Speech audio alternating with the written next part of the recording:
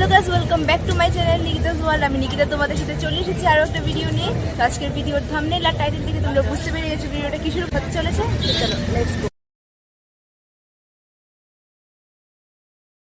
জায়গাটা দেখে তোমরা হয়তো বুঝতে পেরে গেছো আমরা কোথায় চলে এসেছি। আমরা এসেছি দুর্গাবাড়িতে মাকে দর্শন করার জন্য। আর এখানে দেখো মানুষের কতটা ভিড়, এই ভিড়ের মধ্যে দিয়ে আমাদের ঢুকতে হয়েছিল।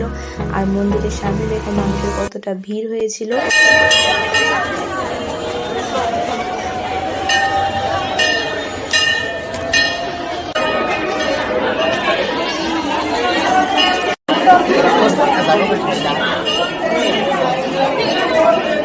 আর এখানে চলছিল লাইট অ্যান্ড সাউন্ড শো।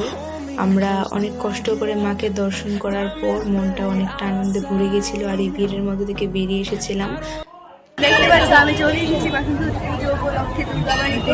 এখানে অনেক বড় করে পুজো হচ্ছে আর প্রচুর মানুষের ভিড়। তো সেই ভিড়ের মাঝখানে আমি ভিডিও করছি। দেখতেই পাচ্ছ এখানে প্রচুর ভিড়। আর আমার কাছে মাইক না থাকার কারণে আমি ভয়েস ওভার দিতে হয়েছে বাধ্য হয়ে। আর একটা কোনায় এসে আমাকে ভিডিওটা করতে হচ্ছে বিকজ এখানে প্রচন্ড ভিড়। জীবনে প্রথমবার ভিডিও করছি তো তাই সব মানুষের ভিড়ের মাঝখানে এতটাই লজ্জা লাগছিল ফোনটা হাতে নিয়ে হাঁটতে যে কিছু বলার মতো না। আর এই দাদার মোমো একবার খেলে মুখে লেগে থাকবে, এত ভালো মোমো বানায়, আমার তো ফেভারিট। তোমরাও চাইলে একবার ট্রাই করতে পারো রাজবাড়ির সামনে উনি বসে।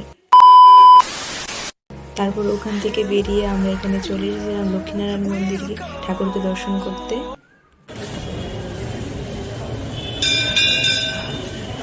আর ইনি হলেন একজন ঠাকুর যাকে দেখার পর আমার মন খারাপ থাকলেও ভালো হয়ে যায়। তারপর সমস্ত ঠাকুর দর্শন করার পর আমরা হাঁটতে হাঁটতে খুব সুন্দর করে মন্দির থেকে বেরিয়ে পড়ছিলাম।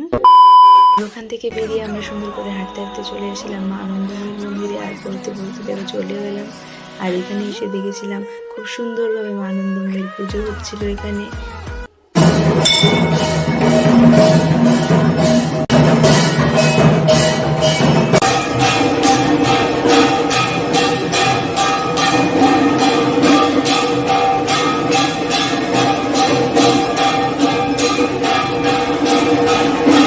আর এখানেও এসে দেখি এখানে মায়ের পুজো হচ্ছিল খুব সুন্দর করে, দেখে মনটা পুরো ভরে গেছিল।